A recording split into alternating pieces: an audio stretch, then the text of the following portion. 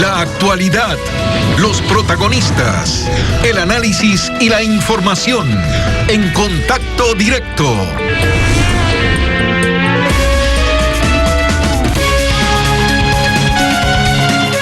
Desde hace algunos años, periodistas de investigación vienen señalando que en el comercio internacional de crudo ecuatoriano había una llave abierta para la corrupción. Dentro del país poco y nada se ha hecho para investigar estas denuncias. Y una vez más, es desde los Estados Unidos, tal como ocurrió con el caso Odebrecht, que llegan testimonios, pruebas, confesiones de que se entregaron coimas a funcionarios de Petroecuador y del Ministerio de Energía y Recursos Naturales. ¿Cómo funcionaba aquello? Veamos el siguiente reportaje. El Departamento de Justicia de Estados Unidos informó que la transnacional petrolera Vitol INC aceptó haber pagado sobornos en 3 países, entre ellos Ecuador, y cancelará una multa de $135 millones más otros montos adicionales como compensación en el proceso judicial que se lleva en ese país. En su página oficial, el Departamento de Justicia recoge declaraciones de uno de los fiscales de Nueva York. Vitol pagó sobornos a funcionarios gubernamentales en Brasil, Ecuador y México para ganar lucrativos contratos comerciales y obtener ventajas competitivas a las que no tenían derecho. Y luego el organismo da más detalles, que el sistema de corrupción habría operado durante 15 años y que entre 2015 y julio de 2020, Vitol acordó ofrecer y pagar más de 2 millones en sobornos a funcionarios de Ecuador y México. Celebraron acuerdos de consultoría falsos, establecieron empresas fantasmas, crearon facturas falsas para supuestos servicios de consultoría y usaron cuentas de correo electrónico con alias para transferir fondos a compañías offshore involucradas en la conspiración. Todo mientras sabían que los fondos, al menos en parte, se utilizarían para pagar sobornos a funcionarios ecuatorianos y mexicanos. En Ecuador, Vitol obtuvo varios contratos con Petroecuador para la importación de derivados de petróleo y diésel, en el gobierno anterior y también en el actual. En el documento del acuerdo se revela que en los negociados entre Vitol y Petroecuador actuaron Javier Aguilar, actualmente acusado en Estados Unidos, 2 funcionarios de Ecuador, 2 consultores, un intermediario y una empresa consultora. Hoy para hablar de este caso nos acompaña Cristian Zurita, periodista del portal Periodismo de Investigación, quien le viene siguiendo la pista a este caso desde hace buen rato. Cristian, buenos días, bienvenido a Contacto Directo. Un gusto, Lenin, muy buenos días. Cristian, vamos desilvanando este caso de a poco. ¿Desde hace cuánto viene funcionando este engranaje de corrupción?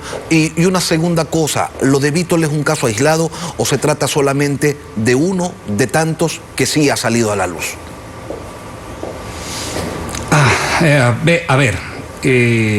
Este caso públicamente se viene denunciando desde 2010 en adelante con mucha fuerza y con oídos sordos desde el Estado, pero hay que entender que era el gobierno de Rafael Correa y hemos tenido que esperar la información pública que ha hecho el Departamento de Justicia para conocer los detalles de este caso. Ahora, esta enorme bola de corrupción no estalla por el tema principal o la empresa principal que ha estado directamente relacionado con los hechos de corrupción, con la supuesta compra-venta de crudo e hidrocarburos, sino por una de las empresas que directamente sí hizo negocios, pero no fue la principal, que es el hecho de Vitol, ¿sí?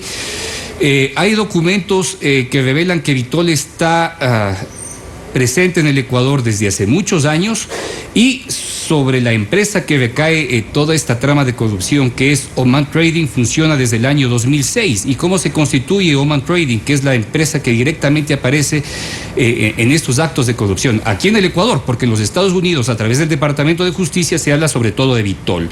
Debe entenderse que la empresa fachada para hacer los negocios es Oman Trading, y aquí los contratos están realizados y justificados con Oman Trading, que debe entenderse es la fachada que Vitol utilizó para hacer todos estos actos de corrupción. Cuando dices hacer, Cristian, te refieres a que esto empezó en el gobierno de Rafael Correa, pero continuó también durante el de Lenín Moreno. Continúa hasta el momento. El hecho es que todo este sistema de corrupción, ¿sí?, continúa hasta el momento. Ya no directamente como los acuerdos de entrega de provisión de crudos a cambio de deuda, sino como ventas como ventas. Entonces, bajo esas condiciones, pues eso debemos entender que se mantiene con los mismos protagonistas. De hecho, se conoció hace pocos días que algunas de las empresas han resultado ganadoras de ventas de spots a través de Petroecuador para la comercialización de los combustibles y los hidrocarburos ecuatorianos, ¿sí? Así que esto es una trama que tendrá que desenmajarse de alguna manera con mucha decisión gubernamental, que por ahora el gobierno lo que nos queda debiendo son muchos temas. Primero, no hemos escuchado un pronunciamiento claro y real de ningún funcionario del gobierno sobre el interés de conseguir los nombres, y a través de los nombres que tiene el Departamento de Estado, que han sido identificados absolutamente todos, pues iniciar sendas de investigaciones a través de unidad de análisis financiero, ¿sí? A través de todos los sistemas de anticorrupción que tienen que existir en Petroecuador, independientemente de las investigaciones reservadas que está este momento llevando adelante la Fiscalía. Cristian, efectivamente, en relación a los nombres, la justicia norteamericana no los ha hecho públicos. Dice funcionario 1, funcionario 2, consultor 1, consultor 2, nombres pero sí aclara que son ecuatorianos en algunos casos que estuvieron involucrados en esta trama. Ustedes, como portal periodístico, sí tienen los nombres. Bueno, nosotros ya hemos hecho públicos a través de nuestra página, e incluso en una infografía grande, de todos los nombres involucrados, ¿sí?, en este caso. Obviamente, empezando por las cabezas de los actos de corrupción que debemos entender, el expresidente de la República, su círculo relacionado al Ministerio de Finanzas que otorgó los créditos, ¿sí? Luego la dirección de Petroecuador, y obviamente también aparecen los nombres de los que el Departamento de Justicia identifica como asesores, ¿sí?, o consultores 1 y 2. Sí, eso está efectivamente ya publicado, pero más allá de las certezas que nosotros podamos tener como periodistas y haber señalado públicamente cada uno de los nombres, siempre genera incertidumbre el hecho de que el Estado, a través del gobierno nacional del presidente Lenín Moreno, no haya hecho un pronunciamiento de que va a obtener los nombres y a partir de los nombres iniciar investigaciones. Yo creo que es un tema directamente que hay que preguntarle al señor Juan Sebastián Roldán, que debe ser este momento el principal vocero que tiene el régimen, cuándo va a dar los nombres y cuándo va a obtener los nombres. Y a la señora embajadora del Ecuador, Ivonne Baki, en Washington, hay que decirle en dónde están los nombres y qué socios legales va a utilizar para obtener toda la información necesaria de los casos que se investigan a través del Departamento de Justicia para continuar o iniciar las investigaciones, que deben ser pocas en este momento en el Ecuador, porque hay casos sobre Petrochina ya levantados, pero no han avanzado mayor cosa. Debe ser o por falta de capacidad de los fiscales que conocían en su momento el caso, o por otros temas que en su momento la señora fiscal tendrá que explicar. Estos nombres, Cristian, que salieron en la infografía que ustedes publicaron en pantalla hace un momento, estos nombres, ¿ustedes llegan a estos nombres como resultado de la investigación periodística o tienen pruebas de que efectivamente estuvieron involucrados en la trama de corrupción de Vitol?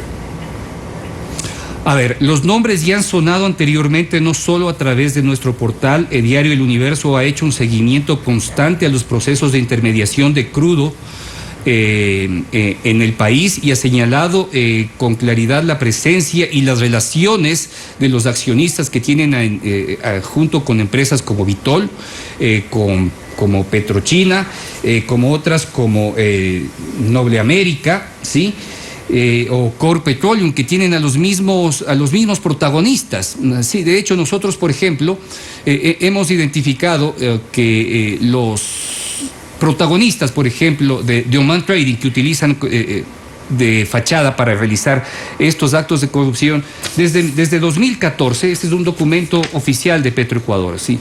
Desde 2014, sí, los mismos protagonistas ya aparecen en estos eventos. tanto como su gerente general, ¿sí?, como su representante en Ecuador, ¿sí?, de esas compañías que hasta el momento han señalado que no tienen nada que ver, pero el hecho es que ahí están los protagonistas. En el Ecuador están los accionistas conocidos públicamente desde el año 2010 y pues las empresas que se han encargado de hacer estos negocios desde hace mucho. Así que lo que estamos enfrentando creo que sí es el acto o los hechos de mayor corrupción que han existido en la historia del Ecuador, porque de por medio existía un proceso de negociación con deuda externa. Ese es el tema. Aquí lo que se identifica son hechos de corrupción, pago de sobornos, no por compra-ventas, spots de crudo o hidrocarburos, ¿sí?, sino por generación de deuda externa, utilizando como fachada a empresas como Oman Trading. Vitol entregó $300 millones y recibió una cantidad de fuel oil que vendieron luego en el mercado internacional por $720 millones. Así, del doble eran las ganancias o son las ganancias de quienes hacen negocios con Petroecuador, Cristian. Hemos sido bastantes conservadores en señalar el monto de los 700 millones aproximadamente. En realidad, la entrega de hidrocarburos a Oman Trading, que es la fachada de Vitol, en realidad es 1/3, ¿sí?, de lo que efectivamente recibimos. Es decir, si el Ecuador recibió 300 en los 36 meses que pudo haberse entregado o vendido ese hidrocarburo en el mercado internacional, seguramente podía superar la venta por $800 millones. Es lo que hemos señalado. Así que es clarísima la expoliación y se identifican los actos de corrupción por dos niveles.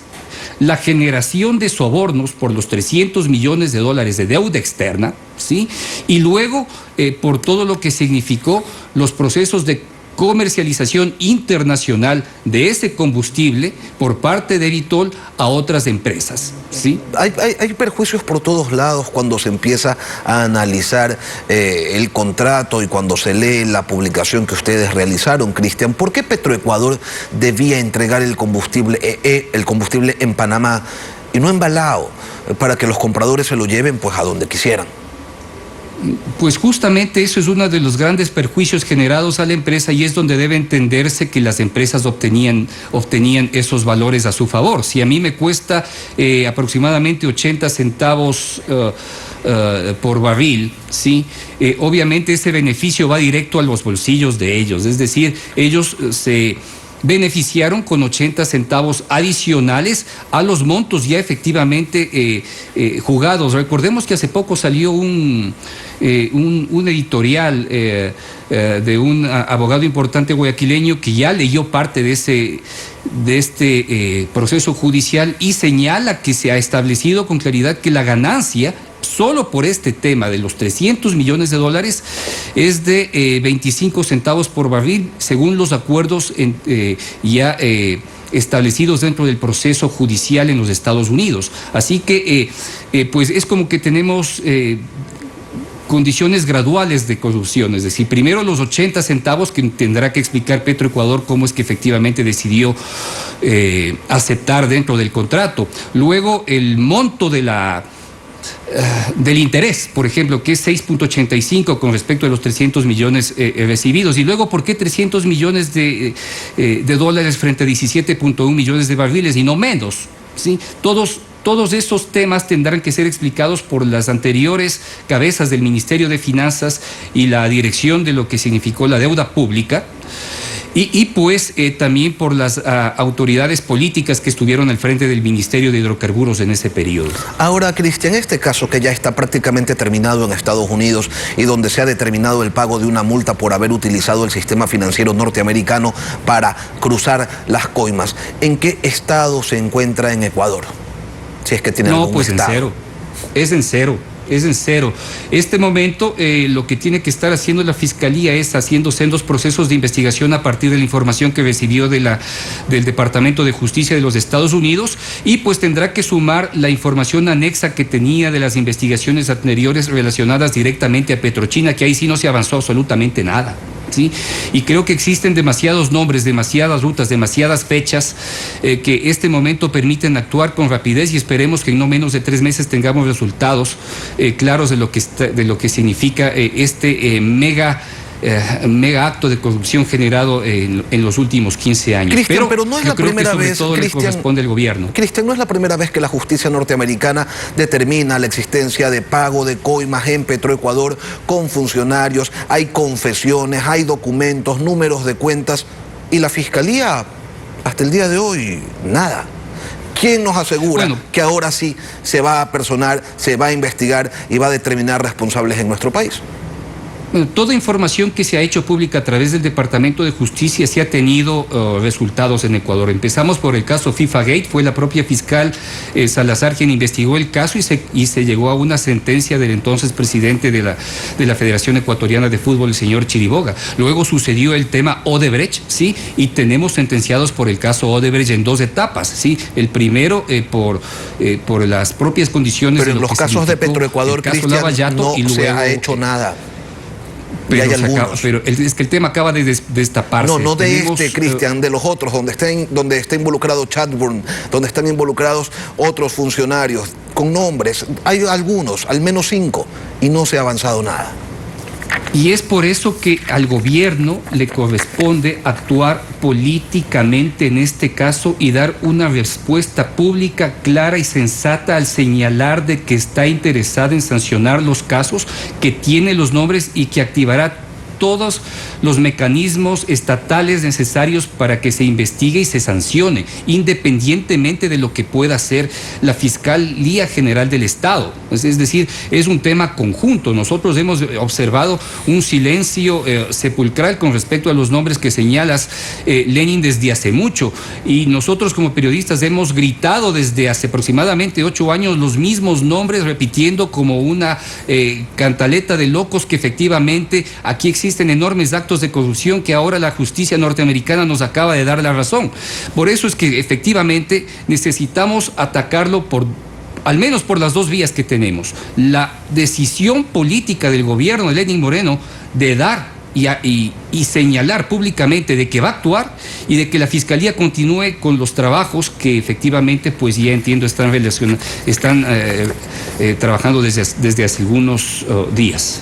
Ojalá y avance pronto. Cristian Zurita, periodista del portal Periodismo de Investigación, gracias por venir a Contacto Directo. Y es un gusto, Lenín. Son las 7:13 y continuamos con la información. Vamos a una pausa y al volver, de la música al Ministerio de Cultura y ahora en la carrera presidencial. Varios aspectos del plan de gobierno de Juan Fernando Velasco, candidato por el movimiento Construye Ecuador. Ya regresamos.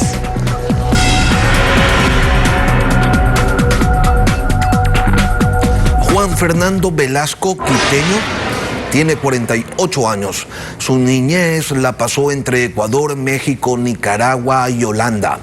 Volvió al país a los 14 años a terminar sus estudios de secundaria y durante ese tiempo abraza la carrera musical integrándose a la banda de rock Tercer Mundo. A sus 26 años se desvincula de la banda para continuar con su carrera como solista. Ya como cantautor se consolida en el país y su música traspasa las fronteras y llega a una diversidad de países de América Latina, Europa y Norteamérica.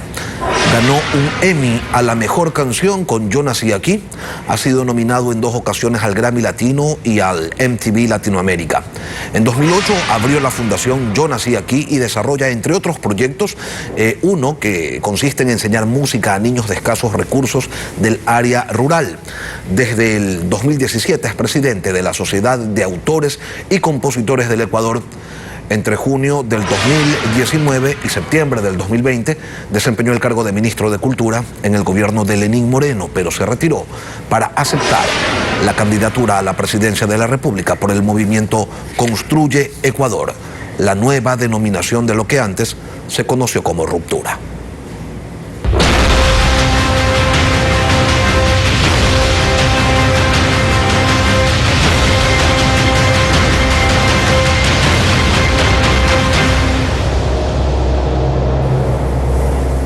Juan Fernando Velasco, buenos días, bienvenido a Contacto Directo. ¿Qué tal, Lenín? ¿Cómo estás? Un saludo para ti y para todos los televidentes. Usted tendrá un minuto para responder a las preguntas que buscan conocer más detalles sobre su plan de gobierno, pero antes de eso quisiera saber por qué alguien que ha dedicado toda su vida a la actividad musical considera que está capacitado para administrar un país tan complejo, desinstitucionalizado, polarizado, signado por la corrupción como este.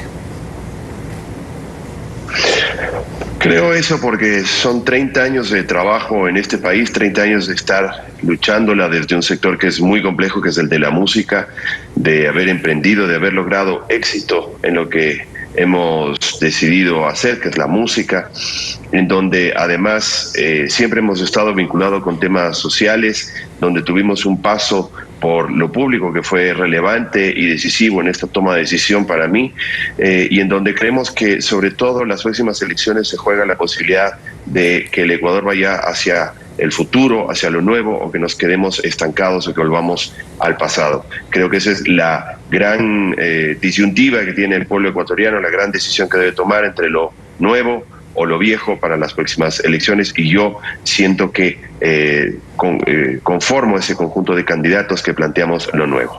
Hablemos de su plan de trabajo ahora. ¿Sí? ¿Cuál va a ser el modelo económico a seguir por su gobierno en caso de ganar? ¿Social, de mercado, con preponderancia de la inversión privada, o el énfasis estará en la inversión estatal?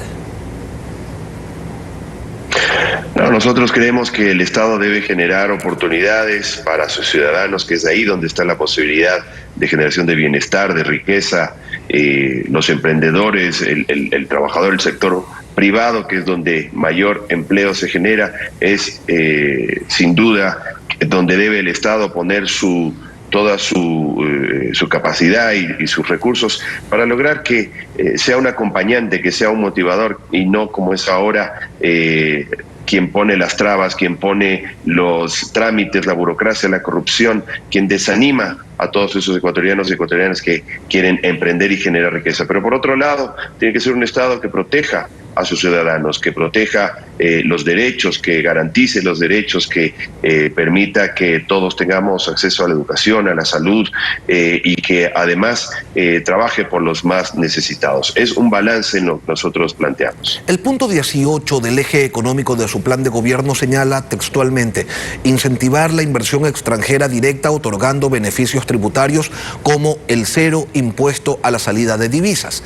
Pero en el apartado propuestas de su plan de gobierno también, en el numeral 5.1, dice que como cubre la dolarización y genera recursos para las arcas fiscales, el ISD debe mantenerse. Por favor, explíquenos esto mejor, porque podría parecer que hay una contradicción. Sí, simplemente significa que efectivamente el ISD en ciertos casos es una medida correcta para ayudar a que los dólares se queden en nuestro país. Pero en otros, como el caso cuando uno realiza inversiones directas en el Ecuador, cuando desde afuera llegan esos dólares, esas inversiones deben estar exentas del pago de impuesto a la salida de divisas, porque esto es muy sencillo, Lenín. Si yo te digo que tú traigas dólares a nuestro país para invertir, para generar empleo, para generar trabajo, bienestar, etcétera, pero te digo que el instante en el cual entran en nuestro país, inmediatamente perdieron el 5%, ya no somos atractivos. Eso es uno de los motivos por los cuales el Ecuador sigue no siendo atractivo para esta inversión extranjera directa. Cuando dicen vamos a eliminar las barreras de acceso laboral, ¿a qué se refieren? ¿Podrían implementar, en caso de ser gobierno, el trabajo por horas? Lo que hay que hacer es construir todo desde la participación. Uno de los grandes errores que han cometido nuestros gobiernos es tomar estas decisiones sin la participación de la ciudadanía. Hay que encontrar tratos más justos, protegiendo no al puesto de trabajo, sino al trabajador. Lograr que haya movilidad, que se incentive la movilidad, que no sea una sentencia de muerte quedarse sin trabajo, pero tampoco que para el empresario sea un ancla cuando tiene un trabajador que no está rindiendo como necesitaría. no podemos retroceder en derechos, pero hay que generar mecanismos que permitan, por ejemplo, también que los jóvenes que están saliendo al mercado laboral y que se quejan de que no les dan trabajo porque piden experiencia, tengan oportunidades de iniciar un primer trabajo y así ir ganando experiencia. Juan Fernando, vimos también que propone ampliar la cobertura del bono de desarrollo humano. ¿A cuántas personas? Pues todo esto son respuestas que no se pueden dar en campaña. Yo veo ofrecimientos que son absolutamente imposibles de realizar y que son de gran irresponsabilidad porque requieren de un estudio, de un análisis. Uno puede plantear en términos generales cuáles son las líneas de acción, qué es lo que uno quiere propender, pero he escuchado a candidatos aquí mismo en tu espacio ofrecer a 1 millón de personas $1.000 la primera semana. Eso son el tipo de ofertas y son el tipo de cosas que hace que la ciudadanía crea cada vez menos en los políticos y en la manera de hacer política. Nosotros hemos venido a ofrecer honestidad, hemos venido a ofrecer trabajo, hemos venido a ofrecer la posibilidad de construir juntos esas medidas necesarias para lograr que nuestro país, rico como es, encuentre mejores días. Usted fue ministro de Cultura cuando ocurrieron los hechos de octubre del 2019. Vio lo que pasó en el país, pudo vivirlo como parte del gobierno cuando se trató de eliminar los subsidios a los combustibles. De llegar al poder, ¿qué decisión tomaría usted en relación a ese tema en particular, los subsidios a los combustibles? Yo creo que los subsidios son necesarios, Lenín. Lo que hay que hacer es focalizarlos. Esto quiere decir simplemente que no son para todos. Hay que subsidiar a los sectores menos favorecidos, hay que subsidiar para los transportistas para que no suban el pasaje, para que esto no tenga un impacto en la ciudadanía, pero no podemos seguir subsidiando para aquellos ecuatorianos que en mejores condiciones económicas utilizan ese subsidio para su vida privada, para ir a la hacienda o para moverse e ir a las vacaciones, y mucho menos para el contrabando. Y esto es sencillo.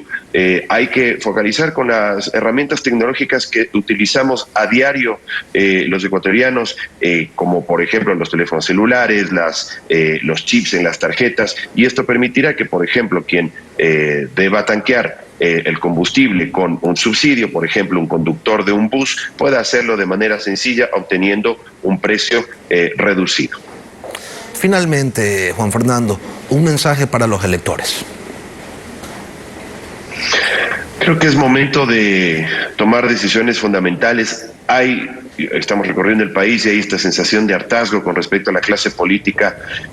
No por nada, cerca del 70% de los ecuatorianos no ha decidido todavía por quién votar.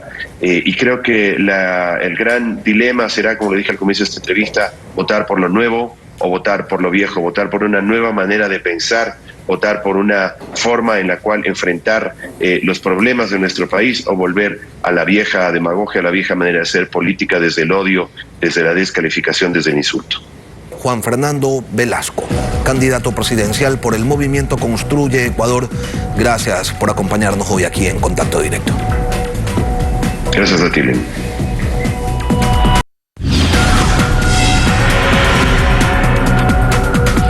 Y de esta manera estamos concluyendo Contacto Directo. Gracias por su compañía. Nos volveremos a encontrar el día de mañana. Que tengan todos una buena jornada.